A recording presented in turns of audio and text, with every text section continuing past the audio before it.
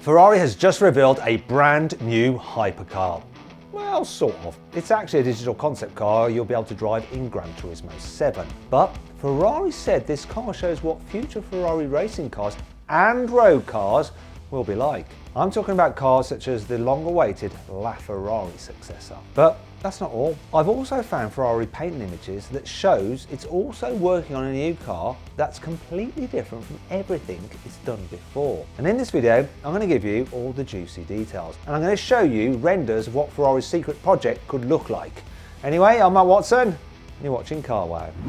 Buy, sell, Car Wow. Lots of car makers have designed concept cars for the Gran Turismo video game, but they usually end up being so futuristic that they'd never work in real life. For example, Dodge came up with a 400-mile-an-hour hypercar in 2015 that was powered by a V10 and a pneumatic hybrid system. I have no idea how that was supposed to work, but since then these concepts have started to become a lot more realistic. McLaren even made an actual production car based on its GT concept called the Solus GT, and I think Ferrari could be about to do the same with its new Gran Turismo concept. It could inspire a car to finally replace the iconic LaFerrari. You see, the Vision Gran Turismo concept uses the same 3-litre twin-turbo V6 engine as the new hybrid 499P racing car. Ferrari just revealed that car, and it'll start racing it next year in the World Endurance Championship, including at events like the 24 Hours of Le Mans. It's very rare for Ferrari to build a racing car like this, but when it does, it almost always uses parts from the racing car in future road cars. For instance, the flat 12 engine in the Testarossa can trace its roots back to the 312 racing cars from the early 1970s. Then there was the Ferrari 333 SP, which raced from 1994 until the early 2000s. It had a carbon fibre chassis and a 4-litre naturally aspirated V12 with 650 horsepower. This engine started life in a Formula 1 car. Ferrari tweaked it for the Le Mans car, and then it fitted it to the Ferrari F50 supercar. But don't go thinking Ferrari will just stick a few number plates on the new 499P and get a lunch. The amount of power that racing car makes is limited by a ton of regulations. Ferrari will go up against hypercars from loads of other brands, including Toyota, Peugeot, Porsche and Cadillac, BMW and Lamborghini as well. And to make sure all these cars can race against each other competitively, the rules say they can have a maximum of 680 horsepower. That's including the power they get from their electric motors and hybrid systems. But these rules don't apply to road cars, obviously. So if Ferrari wants to make a new LaFerrari replacement with bits from the 499P, it can have as much power as it wants. And this is where the Vision Gran Turismo concept comes in. Ferrari probably won't build a car that looks exactly like that. After all, the concept only has one seat, but it gives you an idea of the sort of power figures Ferrari could be looking at with its next hypercar. The Vision Gran Turismo is supposed to have the same basic 3-litre V6 as the 499P racing car, but Ferrari has digitally modified it to produce 1,030 horsepower and 900 newton meters of torque. As well as that, the Vision Gran Turismo has a 3-motor hybrid system like you get in the current SF90 Stradale. That car has an electric motor at the back to help drive the rear wheels, but it has 2 extra motors under the bonnet to drive the front wheels. These give the car an extra 220 horsepower and they make it all-wheel drive. The Vision GT's hybrid system cranks out much more power than the one in the SF90 though. It makes 326 horsepower. This means the Vision GT car has 1,356 horsepower in total. That's more than any other Ferrari road car ever. Ferrari reckons this concept will accelerate from 0 to 60 miles an hour in less than 2 seconds, and it will do 0 to 120 miles an hour in less than 5 seconds.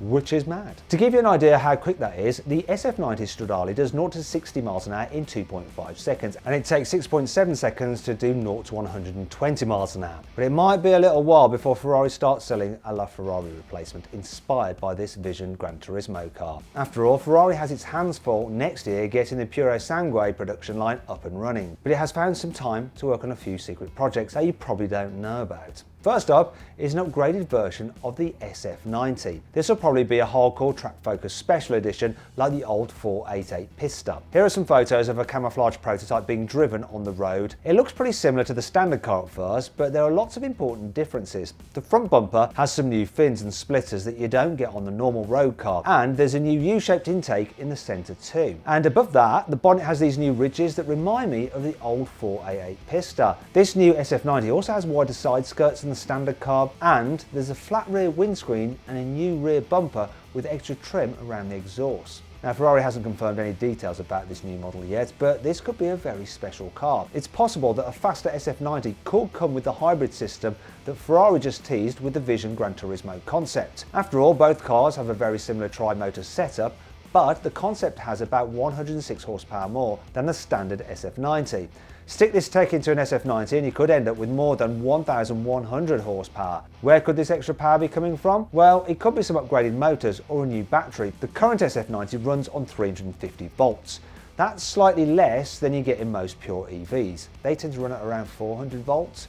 Some high-performance electric cars like the new Rimac Nevera and Porsche Taycan step this up to between 700 and 800 volts. But Ferrari has developed a new electrical system for the new 499p racing car that runs at even higher voltage. It's based on the CURS technology from Ferrari's F1 cars, and it operates at a massive 900 volts. Why is the voltage so high? Well, a high voltage battery can be charged and discharged more quickly and more efficiently, so it can pump more energy into a motor to help it produce more power. This new system might not just appear in the new 499p and a special edition SF90, because Ferrari is also working on its first ever all-electric car. I know this sounds like blasphemy, it's probably going to be even more divisive than the Purosangue SUV. But the CEO of Ferrari said he expects 5% of Ferrari sales to be fully electric by 2026. That's only 4 years away. And here's a sneak peek at what I think this new electric car could look like. But how do I know this new electric car isn't some vague promise? Well, Ferrari has already registered a load of new patents for new electric car technology. This patent shows a car's chassis with a massive central battery pack. There are some battery cells underneath the floor, but most of the pack is behind the seats, where an engine would normally go in something like a 488. This is the same layout Porsche is going to use for the new electric Cayman and Boxster. That new Porsche will probably come with rear-wheel drive, but Ferrari could give its first electric car 4 motors and all-wheel drive, a bit like the Rimac Nevera. Ferrari has even patented a design for a modular drive system for quad-motor electric cars. But how much power is this sort of car going to have? Well, the most powerful electric car in a Ferrari right now isn't the SF90 or the new Vision Gran Turismo concept. It's actually the single motor in the hybrid 499p racing car that drives the front wheels. It makes almost 280 horsepower. That's 60 horsepower more than all 3 motors in the SF90 combined. If Ferrari decided to fit 4 of these motors to its new electric car, like in the patent, then it could have around 1,100 horsepower. That would make it the most powerful Ferrari ever made. It would have almost 140 horsepower more than the LaFerrari and 100 horsepower more than the current SF90. But how would a new electric Ferrari compare to that car in terms of performance? Well, the SF90 weighs in at 1,570 kilos and has 1,000 horsepower. Ferrari's first electric car is likely to be more powerful than that. That said, you can bet it will be lighter than something like a Tesla Model S Plaid.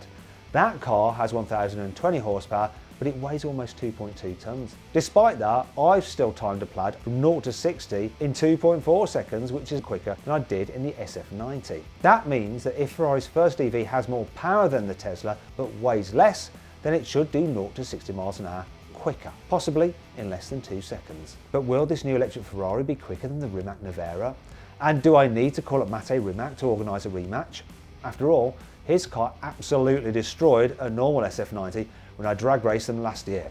If you don't know what I'm talking about, click on the pop-out banner up there for the link in the description below to watch that video. It's the fastest time I recorded in any car over a quarter mile. Anyway, don't get your hopes up.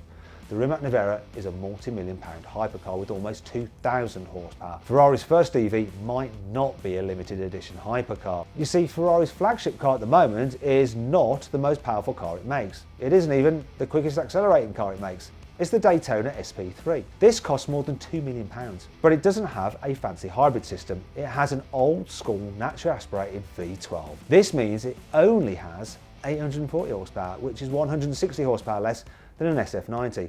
As a result, it does 0 to 60 miles an hour in 2.85 seconds, which is about 0.4 of a second slower than the SF90.